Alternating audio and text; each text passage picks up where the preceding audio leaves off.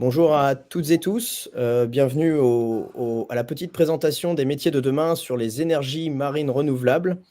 Alors on vous propose de pouvoir, échanger dans un premier temps, sur la présentation de la filière, des énergies marines renouvelables avec les différents métiers dans toute leur globalité.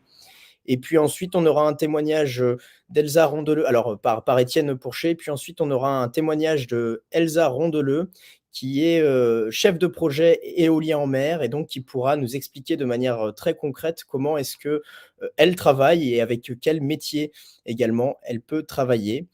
Sans transition puisque nous avons une petite demi-heure, donc on aimerait aussi vous laisser un temps d'échange à la fin. Étienne, je te transmets la parole et je mets ton diaporama. Merci beaucoup.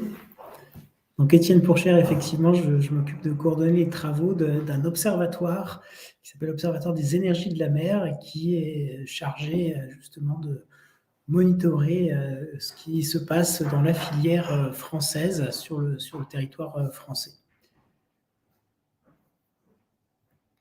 Tu peux passer peut-être, voilà. Donc, c'est un observatoire qui a été construit à l'initiative du cluster maritime français et qui regroupe un certain nombre d'acteurs que si vous êtes intéressé aux questions d'énergie renouvelable ou des questions maritimes, vous connaissez peut-être déjà ou vous êtes allé voir sur certains salons comme le syndicat des énergies renouvelables, France Énergie Éolienne, mais aussi le groupement des industries de la construction navale. Et puis, on est soutenu par l'ADEME dans nos travaux. Donc, ce que l'on réalise, c'est un questionnaire qui permet d'atteindre l'ensemble des acteurs d'une filière industrielle nouvelle. Donc là, vous voyez, il y a quatre questionnaires qui sont adressés chaque année aux entreprises de la filière, mais aussi aux développeurs exploitants, c'est-à-dire les électriciens, hein, les énergéticiens qui développent des projets, au monde de la recherche, parce que vous verrez qu'il y a des emplois également dans le développement, dans l'innovation, dans la recherche, et puis au monde portuaire et institutionnel. Quand on parle des énergies marines renouvelables, j'aurais peut-être dû commencer par là, ça vous parle peut-être pas d'aller chercher en mer des énergies renouvelables, mais il y a beaucoup de sources d'énergie sur les océans, à la fois l'éolien en mer, qui peut être posé au fond des milieux marins ou flottants sur des supports flottants. On a aussi d'autres sources d'énergie qui viennent de la houle, le houlomoteur, qui viennent des courants et des marées, l'hydrolien, et puis d'autres développements technologiques aujourd'hui qui utilisent les différences de salinité de l'eau, les différences de température, ou encore qui peuvent poser du photovoltaïque sur des milieux flottants. On va tout de suite peut-être aller dans la présentation de la filière telle que nous on la découvre. C'est une filière qui est en forte expansion. C'est un domaine qui est relativement récent en France, même si dans le reste de l'Europe, ce sont des emplois et des activités qui existent depuis une trentaine d'années. Le premier parc en France a été mis en service à la fin de l'année dernière. Donc, c'est une forte croissance depuis 4-5 ans et la préparation de ces parcs. Et on le verra, il y a beaucoup de parcs qui sont en projet dans les années à venir. Ça représente 2,5 milliards et 2,6 milliards d'euros investis l'an passé par les acteurs de la filière. C'est du chiffre d'affaires pour les entreprises françaises, vous voyez, 1,3 milliard d'euros. Et qui dit chiffre d'affaires réalisé grâce à ces investissements dit emploi. Et donc, on dénombrait déjà plus de 6500 emplois l'an passé avec 4 parcs en construction. Et on imagine que dans les années à venir, on doit pouvoir monter à 20 000, voire plus d'emplois dans la filière en France grâce à la construction de ces parcs. Et on le verra aussi avec Elsa tout à l'heure, aux opérations et maintenance, parce qu'ils ont une durée de vie après de 20, 25, voire plus. Donc, vous voyez, je vous parlais de forte croissance. Vous voyez les courbes qui sont à gauche. Là, nous, on travaille depuis 2016 sur la filière et on voit bien qu'il y a une croissance exponentielle, que ce soit dans les investissements réalisés ou leur traduction en chiffre d'affaires et en emploi. Et ça, c'est vrai dans le tableau, on le voit pour l'ensemble des acteurs. Évidemment, les gros investissements, ce sont les énergéticiens qui construisent les parcs. Mais on voit bien dans les ports, dans les usines, il y a beaucoup d'investissements qui ont été réalisés dans les années passées et qui continuent d'ailleurs. Et les emplois sont principalement dans les entreprises de la chaîne de valeur. On y viendra en détail tout à l'heure. Et pour vous donner une petite illustration, vous avez une photographie d'un bateau qui vient poser des éoliennes en mer. Alors vous voyez ce qui dépasse, c'est là-bas une petite partie jaune sur laquelle on viendra installer l'éolienne par la suite grâce à des grandes grues qui sont sur des bateaux qu'on appelle jack-up, c'est-à-dire qu'ils viennent poser leurs pieds au fond de l'eau pour avoir une stabilité. Donc, on a des métiers de marins, on a des métiers de manutention, on a des métiers de constructeurs.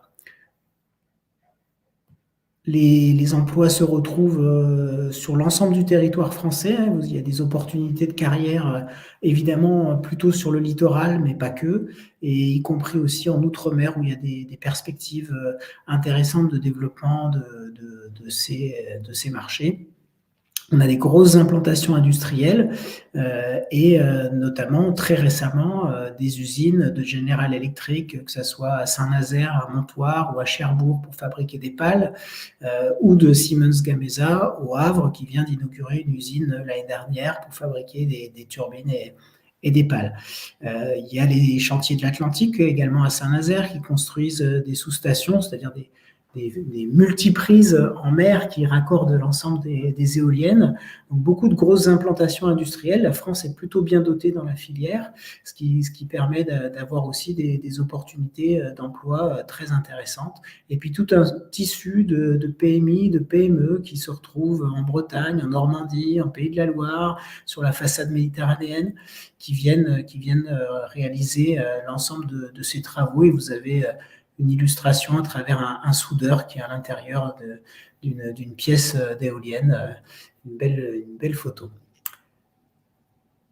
Voilà, vous avez là une vue du hub logistique sur le port de Saint-Nazaire. Donc, vous voyez, c'est des mâts, c'est des grosses turbines. Donc, il y a beaucoup de travail sur les ports, comme on voyait tout à l'heure sur les bateaux. C'est à la fois des métiers terrestres et des métiers maritimes, mais on est toujours aux confins du monde maritime, avec de la manutention également, des travaux sur les ports. Et puis beaucoup d'entreprises qui sont impliquées dans ce tableau-là. On voit que sur chacun des parcs qui sont en construction, il y a le raccordement électrique qui peut se passer sur le milieu terrestre comme sur le milieu maritime, avec la sous-station dont je parlais tout à l'heure, la multiprise pour raccorder les éoliennes.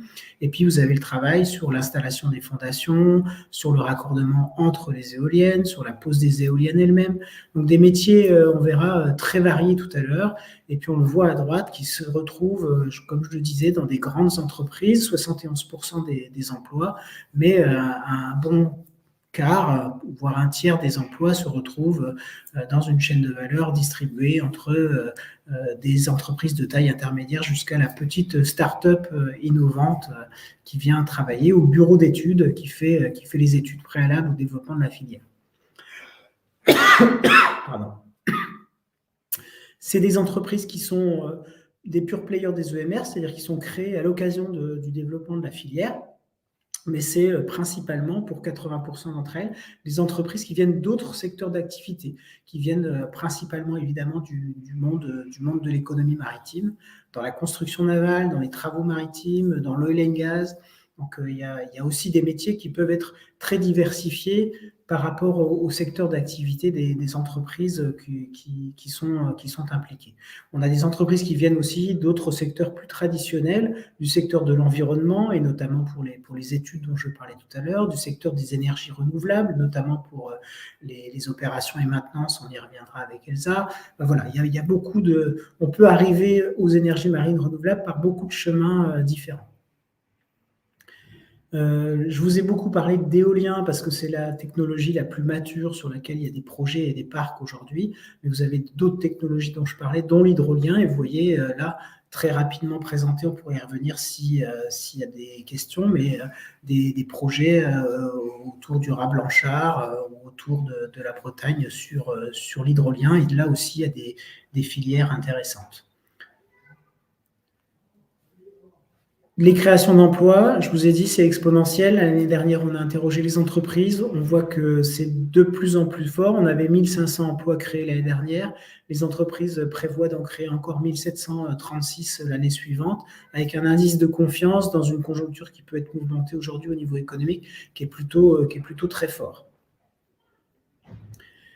Les métiers, je vous disais, grande diversité, donc vous pouvez trouver des métiers dans tout ce qui est développement et financement des projets. Donc vous avez à chaque fois, je ne vais pas vous dire dans le détail tous les métiers, mais vous avez des exemples de métiers qui sont là sous chacune des rubriques.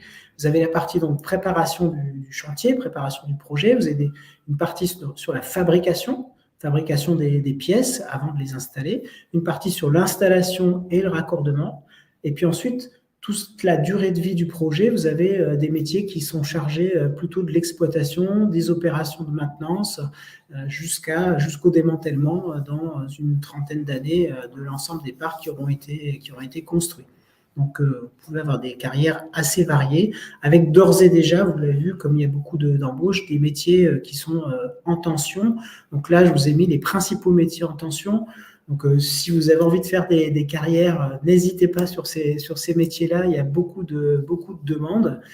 C'est des métiers qui sont assez classiques et en plus qui peuvent s'adresser à d'autres filières si on veut évoluer dans sa carrière vers d'autres secteurs. Et puis, dans les métiers, c'est de tout niveau professionnel. Il n'y a pas de métier en particulier. Donc, vous voyez, vous avez des exemples, y compris dans le monde de l'ingénierie et des ingénieurs. Voilà, sur l'Observatoire des énergies de la mer, juste pour vous dire qu'on publie un rapport annuel auquel vous pouvez vous reporter pour avoir des éléments précis et chiffrés, parce que là, on va un petit peu vite dans la présentation. Et puis, on a des notes trimestrielles, et je vous renvoie à une note notamment de l'été dernier, où on a explicité l'objectif des 20 000 emplois en 2035 dans la filière, qui vous donnera des perspectives sur vos choix professionnels. Et je vais laisser une illustration concrète à Elsa sur un ou plusieurs métiers de la filière. Merci Étienne. Sans transition, Elsa, tu as la parole. Et puis, je vois qu'il y a déjà des questions. On les prendra, hein, on aura le temps d'échanger tout à l'heure. Elsa, il y a déjà une première question quand même pour en préambule. Les femmes sont-elles présentes sur ce secteur? Parce que je pense que c'est bien de commencer par cette question sur ta présentation. Alors, bonjour à tous. Oui, donc en effet, c'est une bonne question. Alors, les femmes sont évidemment présentes dans le secteur, pas majoritaires, il faut bien avouer, mais il y a quand même un certain nombre de métiers qui sont tout à fait ouverts à la parité. Donc peut-être qu'on peut aller dans le détail des différents métiers, juste pour présenter un peu. Donc Valemo, nous on fait partie des entreprises qui ont fait le saut offshore à partir d'une expertise plutôt terrestre. Donc l'entreprise, on s'occupe de l'exploitation et de la maintenance principalement de parcs éoliens. On a aussi du solaire et de l'hydro, mais à partir de cette expérience de maintenance en parc éolien terrestre, on a fait le saut il y a 5-6 ans maintenant pour de s'intéresser à l'éolien en mer. Donc maintenant, c'est une entreprise qui a une centaine de salariés. On a une quinzaine de techniciens dédiés pour l'éolien en mer, et on est 4 chefs de projet répartis dans les agences. Et l'année dernière, on a fait un chiffre d'un peu plus de 2 millions d'euros sur les activités offshore, donc en hausse par rapport à ces activités qui ont donc été très dynamiques l'année dernière en 2022, avec donc la première construction du parc à Saint-Nazaire. Donc Valemo, on s'occupe des études de toute la chaîne de valeur en fait des éoliennes au niveau de maintenance exploitation. Donc on fait tout ce qui est études techniques, environnementales. On s'occupe également de la partie logistique, transport, préassemblage, ensuite commissioning et exploitation et maintenance. Donc vous voyez oui, tu peux passer. On a 4 secteurs d'activité principaux, donc la coordination maritime, la gestion des actifs qu'on appelle l'exploitation, le contrôle et la commissioning, mise en service et maintenance. Donc, chacune de ces parties appelle à un type de métier et des compétences différentes qui vont du technicien de maintenance, donc c'est quand même des techniciens relativement spécialisés avec des formations type BTS, électrotechnique, et jusqu'aux ingénieurs généralistes ou ingénieurs, oui, plutôt généralistes, et on a quelques docteurs pour des parties un peu plus de recherche et développement qu'on développe chez nous, qui pourraient mener à par exemple des audits techniques ou des améliorations au niveau de la maintenance prédictive. On fait également du développement de contrôle. Donc ça, c'est aussi des métiers en contrôle assez spécialisés pour faire de la programmation, des choses comme ça. Donc voilà, on va dire que le chef de projet est un peu le chef d'orchestre de toutes ces parties-là, et donc on a toutes ces trois faces que j'ai séparées un peu comme ça, parce que c'est vraiment pour le coup trois types de métiers très différents. Donc il y a effectivement la façon d'y arriver, c'est des études assez différentes, et il y a aussi le type de vie qui se cache derrière aussi, parce que donc typiquement un technicien de maintenance éolien en mer, donc on va partir sur du travail on appelle ça en rotation. Donc souvent on travaille pendant 14 jours et ensuite on a 14 jours de repos, donc c'est du travail en mer, 12 heures par jour. C'est assez engagé physiquement, on va dire.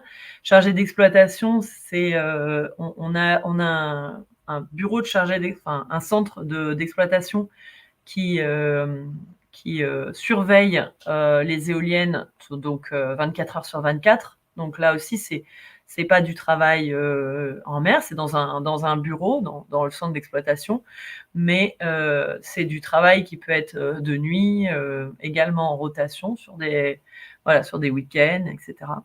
Et ensuite, les périodes, les métiers un peu plus standards, disons, qui sont sur des heures de bureau,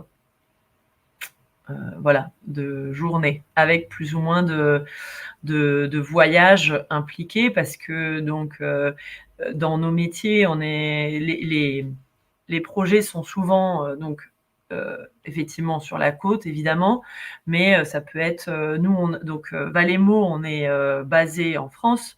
Donc on travaille sur tous les trois littoraux principaux, on va dire toute la Normandie, tout le littoral ouest et la Méditerranée.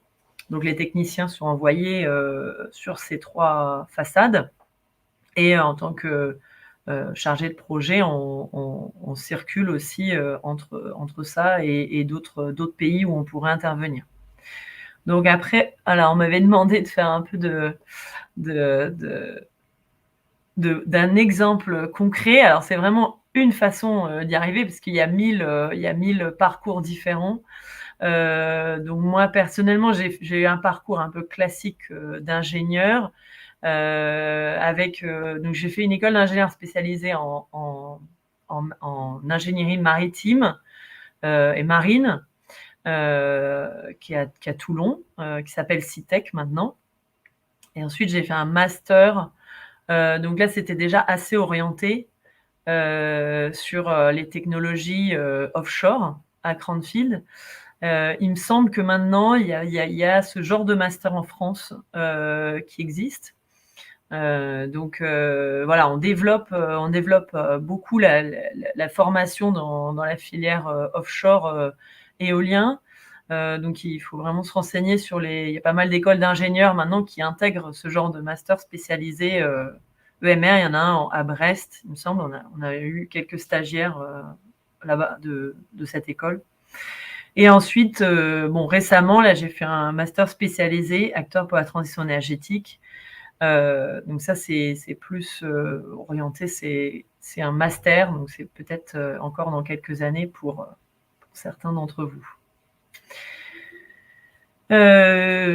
Donc voilà, au niveau de notre implication sur le parc éolien de Saint-Nazaire, donc qui était vraiment, moi je suis basée à Nantes, une bonne partie de l'équipe offshore de Valemo est basée à Nantes. Donc on avait en charge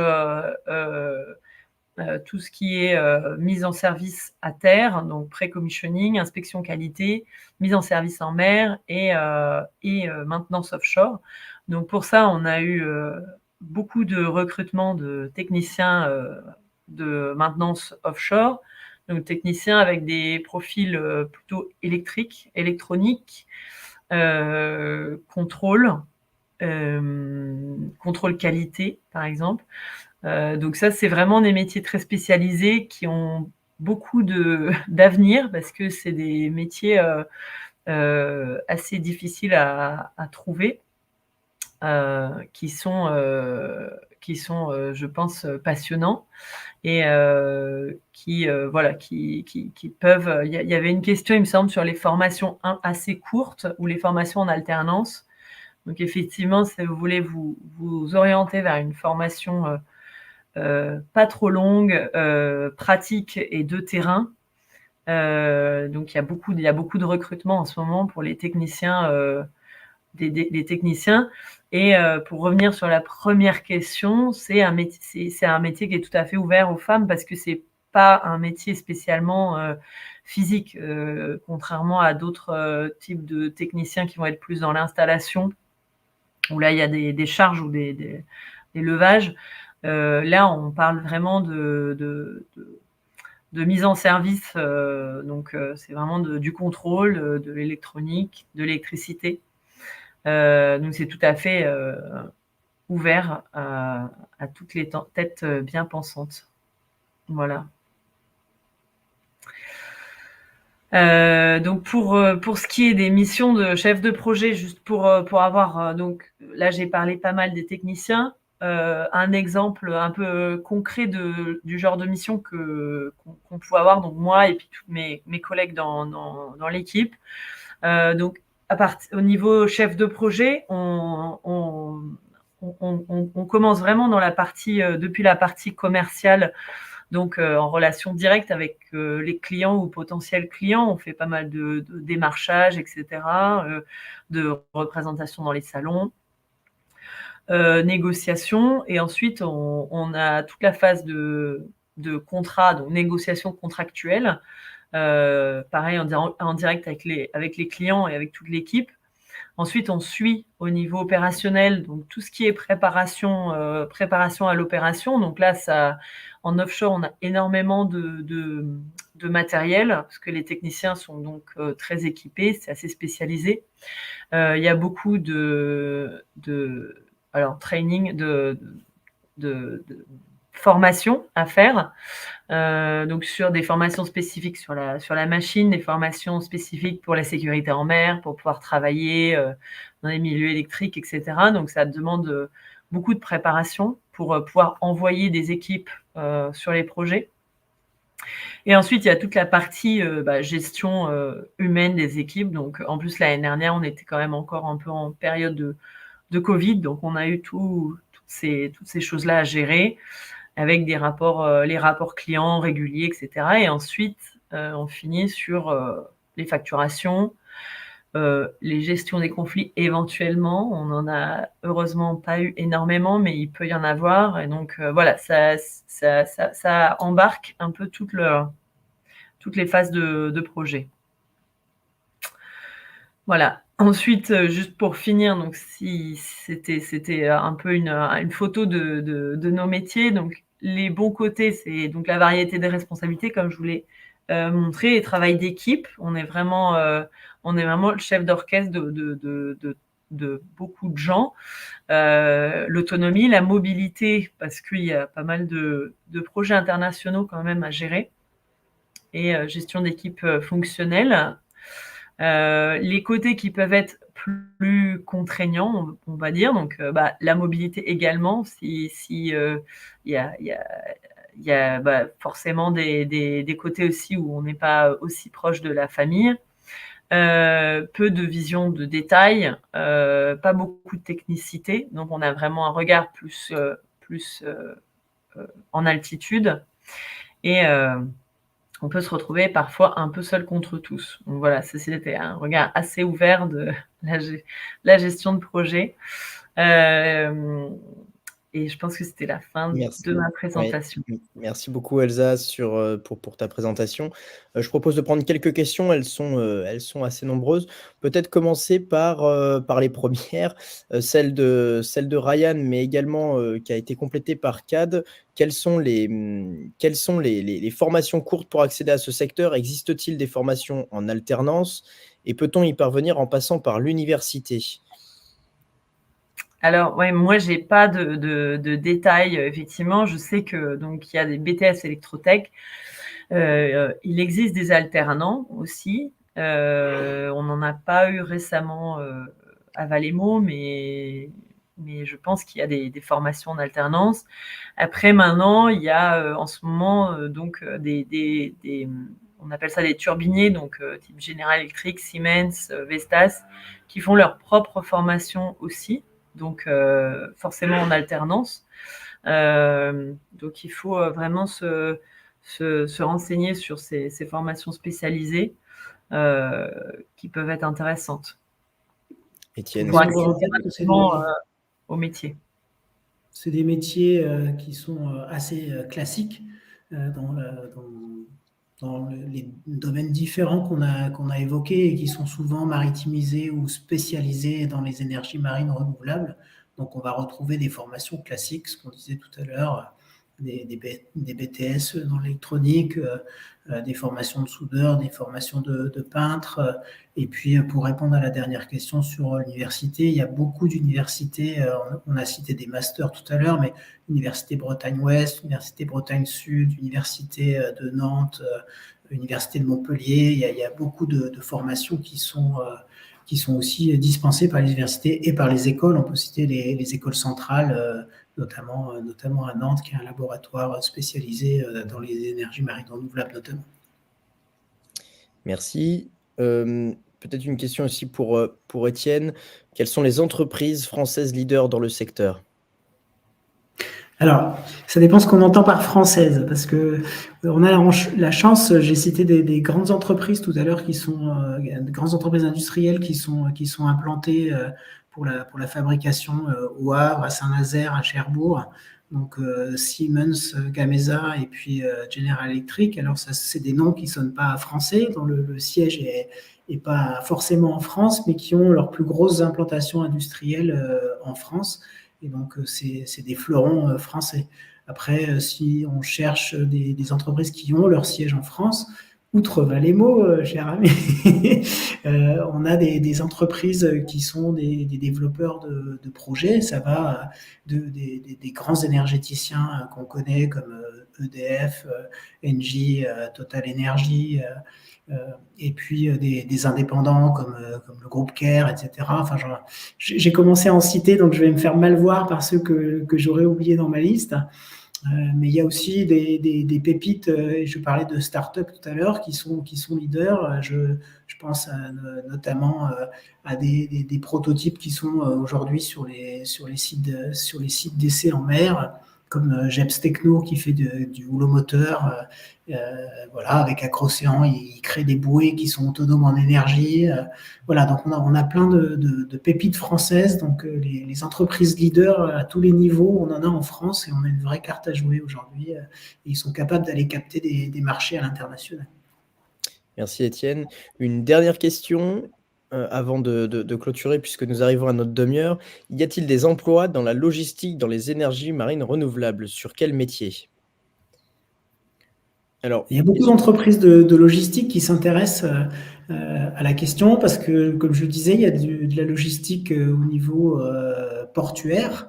Donc là, on va retrouver des entreprises. Il y a une entreprise française, par exemple, comme IDEA, qui a fait une alliance avec un Allemand qui s'appelle Boss et qui est sur le secteur depuis de nombreuses années. On va retrouver de la logistique en mer, évidemment, aussi, parce qu'il va falloir faire venir par bateau un certain nombre de pièces et assembler tout ça dans les usines. Donc oui, il y a des vrais emplois dans la logistique. C'est une filière très impliquée sur l'ensemble des territoires et donc qui a besoin de logistique à tous les niveaux. Merci Étienne. J'ai une dernière question et après on arrête, promis. Mais quels sont les métiers qui se pratiquent en mer? Je sais que Elsa, tu en as parlé un petit peu. Est-ce que l'un d'entre vous veut peut-être en citer quelques-uns pour Bob qui nous pose cette question? Alors chez nous, effectivement, c'est vraiment les métiers de technicien offshore. Donc nous, on intervient donc sur les bouées d'Acrocéan dont on a parlé et sur tous les assets en mer dont on a la responsabilité. Donc là, il y a différents profils parce qu'on a des contrats qui se font donc en 14 jours embarqués et 14 jours à terre. Donc pendant 14 jours, on se relaie sur la turbine tous les jours et on fait les interventions et ensuite on a 14 jours de repos. Et après, on a des techniciens qui sont basés principalement à terre et qui vont sur des interventions. Donc c'est moins... c'est des interventions en mer, mais ils ne sont pas tout le temps embarqués. Et puis on peut ajouter les marins qui font naviguer tous les navires qui sont nécessaires pour tous ces chantiers. Et donc on pourrait rajouter dans les formations dont on parlait tout à l'heure, le NSM, l'École nationale supérieure maritime, qui forme ces marins, et dans les pépites françaises, des groupes comme DEME. Alors c'est un groupe qui a son siège en Belgique, mais qui est présent à Lille, qui a son siège français à Lille et qui a construit à peu près un tiers des fondations qui sont aujourd'hui installées en Europe grâce à une centaine de navires et donc autant de marins embarqués pour faire avancer ces navires sur les chantiers. Oui, parce qu'en effet, on a besoin de tous ces bateaux pour accéder aux éoliennes, pour les construire, pour les maintenir, etc. Donc, il y a beaucoup de personnel maritime. Merci beaucoup Elsa, merci beaucoup Étienne. Sachez qu'on se tient à distillation et à disposition surtout des autres personnes qui sont intéressées, qui n'ont pas osé poser leurs questions, que ce soit au niveau du cluster maritime français ou au niveau de l'observatoire des éoliennes en mer, enfin, des énergies marines renouvelables, sachant qu'on pourra transmettre, s'il y a des questions à Elsa, on pourra lui transmettre les questions. On vous remercie pour votre attention. On a un stand virtuel sur Studyrama, donc on peut accéder à nos rapports et puis on peut poser des questions en direct aussi sur le stand de l'Observatoire. Merci Étienne, bien vu, effectivement. J'allais louper cette information importante. À très bientôt à toutes et tous. Merci à tous.